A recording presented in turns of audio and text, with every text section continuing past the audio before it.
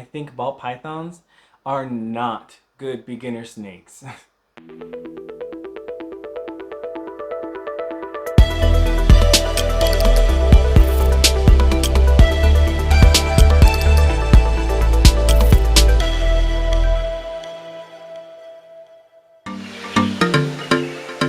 So I know you might be thinking like this is kind of odd, like I breed and sell ball pythons, so why would I be bagging on them?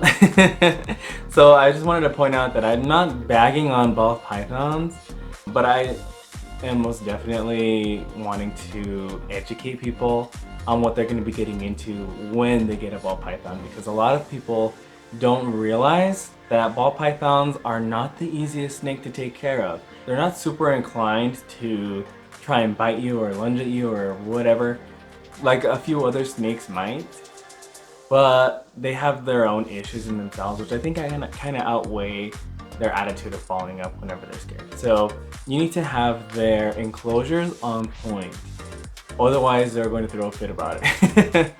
So perfect example, as you can kind of see right here, I have this wooden rack with the clear tubs. I had all my ball pythons in some of those, which actually I have a video about it. So go ahead and click here and watch that if you want to see me swapping them out for these babies. But before then, I had ball pythons in there and there was 13 spaces. I had at any given time about 6 snakes that were not eating, and they would kind of all rotate around. So one snake would start eating, another one would stop or whatever, but there was always a good chunk of my collection that was not eating at some point. And it was really kind of getting on my nerves. I finally just made the plunge, and I purchased to start off a half rack here because I don't really need a big huge one. And I put those snakes in there. I have all 20 of these tubs filled up right now. And I put priority, the snakes that were not eating, in there first. And I'm not kidding you, the very first week that I went to go feed, all of them ate, no problem whatsoever. So not all snakes enjoy having an open enclosure like this. And if it's something that you have and you don't want to get ARS or freedom breeder or whatever, you don't have to. So something that I used to do to kind of solve that problem with these racks is giving them a hide, which you should definitely give them a hide if they have a clear tub. Ball pythons are not diurnal snakes. So if they're exposed all day long, it's not going to be good for them. They're not going to eat. There's a few that might. There's a few that will. But you most likely will end up having an issue at some point or another. So if you have these, definitely give them a hide or they're not going to like that. Another thing that I noticed that they get really finicky about is their humidity. They need to have the humidity up around low to mid 60s at the lowest. So that's kind of where I keep mine at, and they shed beautifully right there. And if they're below that, I'll know if they kind of drop if I haven't really checked the humidity in a minute, and they'll stop or they'll refuse, or I'll have the rats defrosting in here and they're not ready to eat, and so I'll kind of go through and figure out what's going on. And a lot of times the humidity has dropped and I haven't really noticed. Moisten the substrate, get it back up, and problem solved. So those guys, they get pretty finicky if they don't have their enclosure properly regulated. The temperature as well. I mean, actually this kind of goes with most snakes. If they're too cold, they're not going to eat, partially because they need the heat to digest. So a snake knows if it's too cold to eat anything, and it most likely won't even have the energy to do it anyways, because they kind of slow down their metabolism quite a bit when they get cold. And my house, the thermostat sits at about 71 degrees. This room in itself is about 75 with all the heat elements and everything. So the ambient temperature in here is about 75. So that kind of translates over to their cool end, where it gives them a gradient from the 89 degrees down to just a little bit higher than 75 because the heat kind of gets trapped. So they do really well in this temperature gradient for me. So now it may be different for you guys. This particular rack right here, I've got my large breeder females in, and they only stay in here if they're eating properly and they're happy in here. So I have one empty tub because I put the other one in here because she was not happy with this clear tub, and she eats like a fat pig. So I just let them kind of pick and choose what they want to do. They'll fit in both tubs, and I regulate both tubs and I keep humidity in both tubs, but she likes the secludedness of the ARS tub.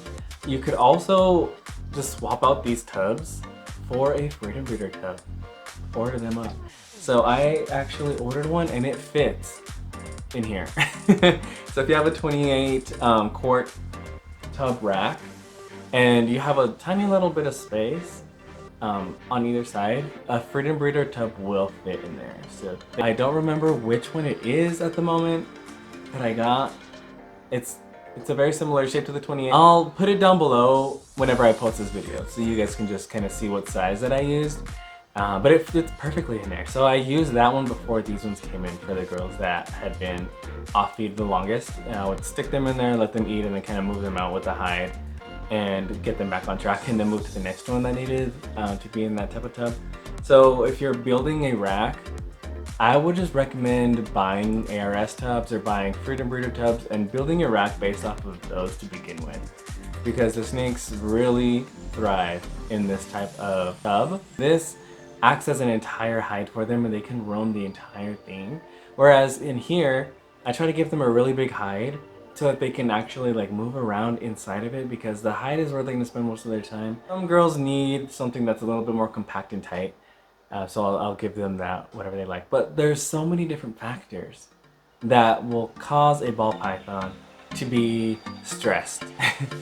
They could potentially even be stressed by too much handling. When you're starting off, you want to handle them just a few minutes, then put them back in their enclosure. If you start noticing your snake is getting really stressed, then cut that back and do maybe a few minutes twice a week. And then as they start to get more comfortable, you can kind of bump that back up. A lot of times ball pythons will warm up easily to handling. If you're ready or you feel prepared, then by all means go ahead and get you a ball python. It does sound like it could be a lot to take care of, but the cool thing about that is you have a bunch of different options to try for your ball python to get back on food. And you may get them back on with the first change, you may get them back on with the third change. It's kind of interesting to try and figure out and learn each snake. They almost have their own personalities, which I really like. If you're up for that challenge, then by all means get you a ball python. Their colors and patterns, incredible, immaculate, hundreds and hundreds of different morphs. I like to specialize in things that not everybody sees all the time. So this rack is housing some pretty cool snakes. I featured a few. Go through my channel, watch them.